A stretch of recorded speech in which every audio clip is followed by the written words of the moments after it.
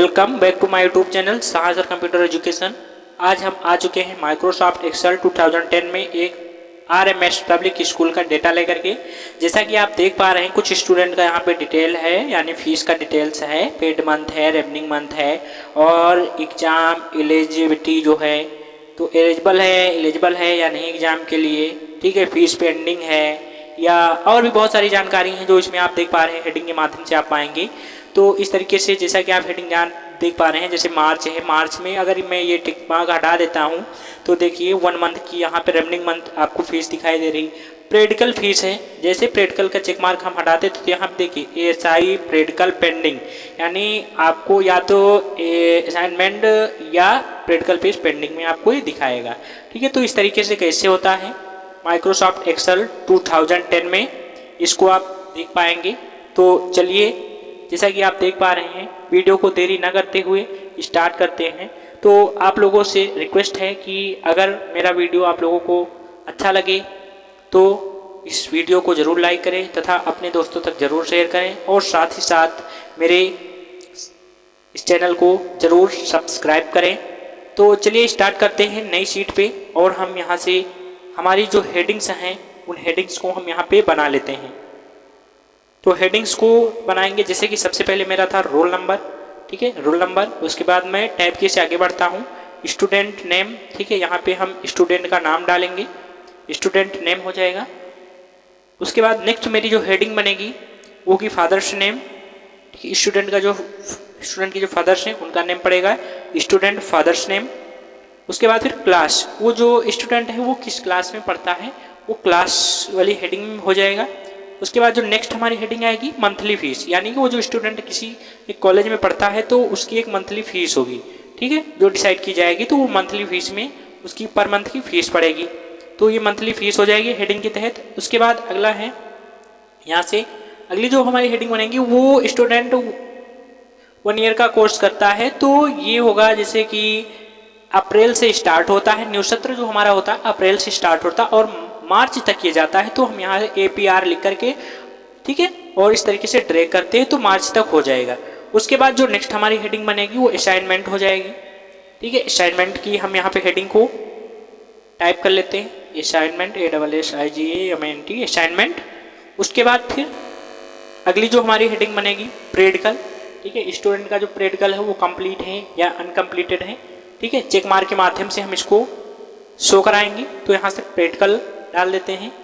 उसके बाद जो हमारी नेक्स्ट हेडिंग होगी प्रेडिकल फीस के बाद, ठीक है, वो हमारी पड़ेगी पेड मंथ, यानी जो स्टूडेंट हमारा पढ़ रहा है उसकी जो फीस है वो कितने मंथ की पेड है। उसके बाद रेवनिंग मंथ, यानी कि टोटल 12 मंथ होते हैं, 12 मंथ में कितनी फीस बकाया है वो रेवनिंग मंथ में पड़ जाएगी। नेक्स्ट उसके बाद जो हमारी अगली हेडिंग आएगी वो एग्जाम एलिजिबिलिटी। तो अगर स्टूडेंट की पूरी फीस जमा है, प्रेडिकल और असाइनमेंट जमा है तो एलिजिबल है कि नहीं है, ठीक है, वो यहाँ पे शो कराएगा इस वाली हेडिंग के अंतर्गत। तो इस तरीके से जितनी हेडिंग है सभी हेडिंग को हम बारी बारी से यहाँ पे डाल लेते हैं, जैसा कि आप देख पा रहे हैं इस तरीके से। उसके बाद क्या करेंगे, इन सभी हेडिंग को हम सिलेक्ट कर लेंगे, ठीक है, माउस का लेफ्ट बटन दबा के हम सभी हेडिंग को सिलेक्ट करते हैं। तो जैसा कि इसमें आप दोस्तों देख पा रहे हैं कुछ हेडिंग हमारी बड़ी हैं वो दिखाई नहीं देती हैं, तो उनको रैप टेक्स्ट कर देते हैं तो जस्ट उसी सेल में नीचे आ जाती हैं और इसको सेंटर करते हुए टॉप लाइन कर देते हैं। उसके बाद जाते हैं फॉर्मेट में, ऑटो फिट कॉलम विथ पे क्लिक करते हैं तो कुछ इस तरीके से हमारे जो कॉलम्स हैं वो फिट हो जाते हैं। उसके बाद हमें करना क्या है, इसमें एक मैं कलर कोई डाल देता हूँ। उसके बाद सभी को सिलेक्ट करता हूँ और यहाँ पे एक ऑल बॉर्डर कर देता हूँ, ठीक, हमारा बॉर्डर लग चुका। ऊपर साइड में हम इसको मर्ज एंड सेंटर करने के बाद यहाँ पे हम मेन हेडिंग डालेंगे, जो हमारी हेडिंग होगी, ठीक है, किस स्कूल की ये जो डिटेल्स है उस स्कूल का नाम डालेंगे, जैसे RMS पब्लिक स्कूल, ठीक है, RMS पब्लिक स्कूल का ये पूरा डेटा है। तो यहाँ पे हम RMS पब्लिक स्कूल डालेंगे, ठीक है, RMS पब्लिक स्कूल। थोड़ा सा इसको हम क्या करते हैं, इंक्रीज फॉन्ट साइज, यानी साइज को बड़ा कर देते हैं। उसके बाद यहाँ से कलर को हम फिल कर देंगे ग्रीन, तो देखने में थोड़ा सा हमारा अच्छा लगने लगता है, ठीक है, बोल्ड कर देता हूँ, ठीक है, और भी बहुत सारी हैं, ठीक। और इसको हम क्या करते हैं ठीक है, मिडिल अलाइन कर देते हैं। तो ये हमारा कंप्लीट हुआ। अब चलिए आगे हम क्या करते हैं, स्टूडेंट का जो रोल नंबर है वो डालना होगा। इससे पहले थोड़ा सा जैसे कि अप्रैल, जून, जुलाई, इन सभी को थोड़ा सा ऑटो फिट कर देता हूँ जो देखने में थोड़ा सही लगे, ठीक है, उस तरीके से। उसके बाद देखिए यहाँ से स्टार्ट करता हूँ मार्च तक, और इसमें थोड़ा सा कोई अलग ही थीम्स को फिल कर दे रहा हूँ, थोड़ा सा रेड, और जो टेक्स्ट कलर है वाइट कर देता हूँ, बोल्ड कर देता हूँ थोड़ा सा, ठीक। तो इस तरीके से ये हो जाएगा। फॉर्मेट एट टेबल पे जा करके ऑटो फिट कर देता हूँ, ये सेट हो गई। अब हमें करना क्या है, यहाँ पे रोल नंबर टाइप करना है, ठीक है। रोल नंबर हम टाइप करेंगे, तो इस तरीके से रोल नंबर को हम टाइप कर देते हैं। अब स्टूडेंट का जो हमारा स्टूडेंट का नाम है, यहाँ पे सभी स्टूडेंट का नाम जो है फिल करना होगा, जितने भी हमारे स्टूडेंट हैं, ठीक है, उनके फादर्स नेम, क्लास, ये सब हमें यहाँ पे फिल करना होगा। तो चलिए स्टूडेंट नेम से सबसे पहले फिल करते हैं, ठीक है। स्टूडेंट जैसे रोल नंबर 1 पे कौन सा स्टूडेंट है, ठीक है, उस रोल नंबर 1 पे स्टूडेंट का नाम जैसे रमेश है, ठीक है, अमन है, उसके बाद यहाँ से गीता है, ठीक है। 4th रोल नंबर पे जो होगी वो मोनी होगी, ठीक है, मोनी का जो है 4th रोल नंबर है। 5th रोल नंबर पे जो अगला है वो देखेंगे, यहाँ से अंकित हैं। 6 पे गोलू हो जाएंगे। 7 पे हमारा जो है, ठीक है, श्याम हो जाएगा। 8 रोल नंबर जो है वो हमारा यहाँ से रोहित का हो जाएगा। अब इन सभी के फादर्स नेम को यहाँ पे फिल कर लेना है बारी बारी से, जैसा कि अभी आप नाम को देख पाए फिल कर रहे थे, वैसे आप फादर्स नेम, सभी के फादर्स नेम को यहाँ पे आप बहुत ही आसानी से फिल कर सकते हैं। तो दोस्तों वीडियो पर बने रहें, स्किप न करें। अगर हमारे चैनल पर नए आए हैं तो चैनल को आप लोग ज़रूर सब्सक्राइब करें, वीडियो को अन्य लोगों तक ये ज़रूर शेयर करें, तथा साथ साथ कमेंट भी किया करें। इस तरीके से जितने भी नाम हैं यहाँ पे हम बारी बारी से सभी के फादर्स नेम को यहाँ पे डाल लेते हैं, इस तरीके से, जैसा कि आप देख पा रहे हैं। गोपाल हैं मोनी के फादर्स, ठीक है, इस तरीके से। उसके बाद क्लास 8 की है, तो ये जो स्टूडेंट क्लास 8 में है तो TH लिखा हुआ है, इसको में सुपर में डालना है, तो TH को हम यहाँ से सिलेक्ट करेंगे, TH को सिलेक्ट करेंगे। उसके बाद फिर सुपर राइट क्लिक करके सुपर स्क्रिप्ट पे देखिए इस तरीके से, ठीक है। अब माउस का राइट बटन दबा के खींचेंगे और सेल फिल कर देंगे, ठीक है। तो इस तरीके से 8 क्लास सभी में सेलों में हमारी आ चुकी है। अब हमें आगे करना क्या होगा, मंथली फीस जैसे कि 900, ठीक है, पड़ रही है, तो इस तरीके से सभी में हम इसको फिल कर देंगे। उसके बाद अब जो मेन पॉइंट आता है कि आप देख पा रहे थे कि चेक मार्क लगा हुआ था, यानी जितनी भी मंथ की फीस जमा हुई थी उसमें सभी में चेक मार्क लगा हुआ था, तो इन सभी सेलों को हम सिलेक्ट करेंगे साथ में।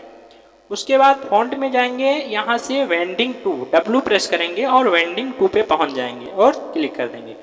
अब कैप्स लॉक ऑन होना चाहिए और P हम प्रेस करेंगे तो चेक मार्क लग जाएगा, ठीक है।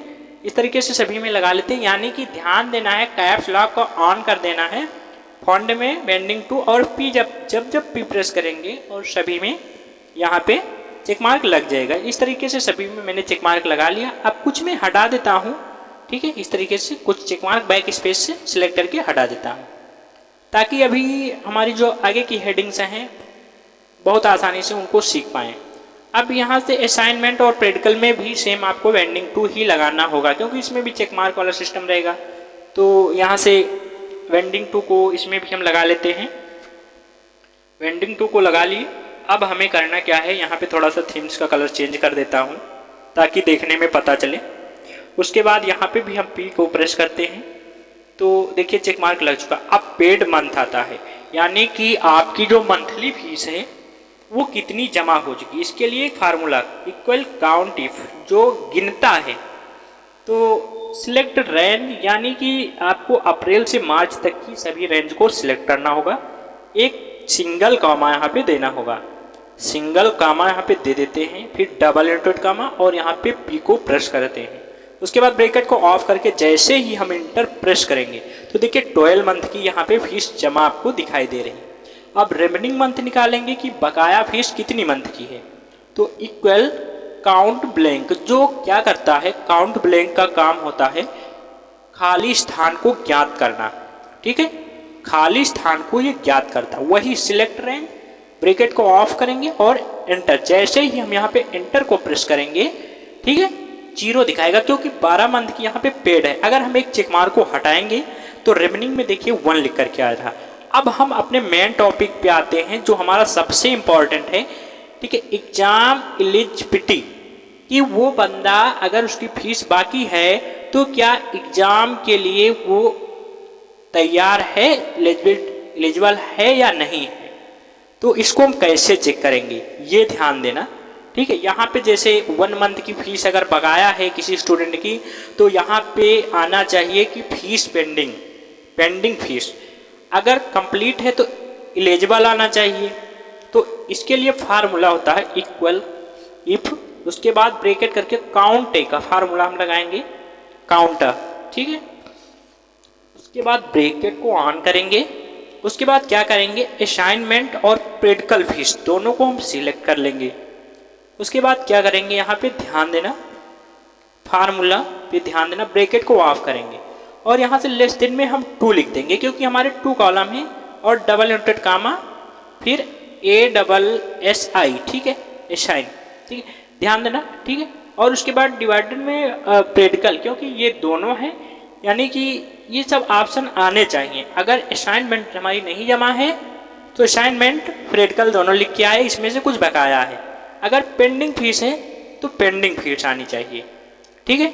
तो इस तरीके से प्रैक्टिकल हो गया, प्रैक्टिकल फीस पेंडिंग, ठीक है, प्रैक्टिकल फीस पेंडिंग। तो अगर प्रैक्टिकल की फीस पेंडिंग है तो एरर दिखाना चाहिए, तो डबल इंवर्टेड कामा को क्लोज किए फिर सिंगल कॉमा लगाए, उसके बाद फिर से इफ लिखेंगे और यहाँ से एक ब्रैकेट कर देंगे, ठीक है। इफ के बाद एक ब्रैकेट हम यहाँ पे करेंगे और फिर ध्यान देंगे, फिर हमें करना क्या है, यहीं पे एक ब्रैकेट करने के बाद पेड मंथ को सिलेक्ट कर लेंगे, ठीक है। पेड मंथ को सिलेक्ट करेंगे और फिर लेस देन लगा के 12 मंथ, फिर एक कॉमा लगा देंगे, फिर डबल इंवर्टेड कामा। अगर 12 मंथ में से कुछ मंथ की बकाया है तो क्या आनी चाहिए, यहाँ पे एरर क्या आना चाहिए, फीस पेंडिंग, ठीक है, 12 मंथ है तो यहाँ से हम लिखेंगे पेंडिंग फीस, ठीक है। यहाँ से हम पेंडिंग फीस लिख देंगे, ध्यान देंगे, लेस देन लगाया गया क्योंकि 12 मंथ से अगर कम जमा है तो वहाँ पे एरर क्या आ जाना चाहिए, पेंडिंग फीस। ये हमारी जो होगी डबल इन्वर्टेड कामा में होगी, फिर एक सिंगल कामा नीचे लगाएंगे। उसके बाद फिर हमें करना क्या होगा, फिर डबल इन्वर्टेड कामा और कुछ हमें यहाँ पे देना है वो ध्यान देंगे। अगर 12 मंथ की जमा है तो एलिजिबल आना चाहिए कि वो एलिजिबल है, ठीक है, स्टूडेंट एलिजिबल है। तो यहाँ पे इसको भी डबल इंवर्टेड कामा में किए और डबल ब्रैकेट को लगा के इंटर किए और यहाँ पे देखिए कुछ एरर आ रहा है, देखिए, हाँ सॉरी, यहाँ पे एक दिक्कत आ चुकी थी, एक मैंने कॉमा नहीं लगाया। ध्यान देना दोस्तों, एक्सेल में अगर एक कॉमा नहीं लगाएंगे तो पूरा फार्मूला कॉमा में चला जाएगा। 2 के बाद एक सिंगल कॉमा हमने नहीं लगाया और देखिए अब इंटर किया, देखो यहाँ क्या आ रहा है, फीस पेंडिंग, ठीक है। क्या एरर आ रहा है, फीस पेंडिंग, क्योंकि यहाँ पे देखिए 1 मंथ की बकाया। अगर मैं यहाँ पे चेक मार्क लगा देता हूँ तो देखिए रिमेनिंग मंथ में 0 आ रहा है, 12 मंथ की जमा है तो यहाँ से देखो एलिजिबल आ रहा है। अगर मैं प्रैक्टिकल असाइनमेंट की हटाता हूँ तो देखिए असाइनमेंट प्रैक्टिकल पेंडिंग दिखा रहा है, यानी कि ये नहीं जमा है, तो इस तरीके से आप एलिजिबल नहीं है। तो आप लोग समझ ही चुके होंगे कि ये फार्मूला कैसे एक्सेल में काम करता है, ठीक है। तो ये जो था आज आप लोगों को माइक्रोसॉफ्ट एक्सेल 2010 में दिखाया गया। अब हम एक इसमें और फॉर्मेटिंग लगाएंगे कि जितने एलिजिबल हैं वो रेड कलर से शो हो, तो इसके लिए कंडीशनल फॉर्मेटिंग में जाएंगे, टेक्स्ट वैल्यू में जा करके, ठीक है, टेक्स्ट वैल्यू कंटीन्यूअस में जाएंगे और यहाँ से एलिजिबल लिख देंगे और कलर को हम यहाँ से चूज कर लेंगे। और जैसे ही कलर को चूज करते हैं और ओके करते हैं तो देखिए जितने एलिजिबल हैं वो रेड कलर से शो हो रहे हैं। तो आज की वीडियो में यहीं तक, नेक्स्ट वीडियो में किसी नई सीट के साथ फिर आपको मिलेंगे। अगर आप लोगों को वीडियो अच्छा लगा तो वीडियो अन्य लोगों तक जरूर शेयर करें। तो आज की वीडियो में यहीं तक, नेक्स्ट वीडियो में फिर मिलेंगे। तब तक के लिए आप लोगों को वीडियो देखने के लिए बहुत बहुत धन्यवाद। Thank you so much.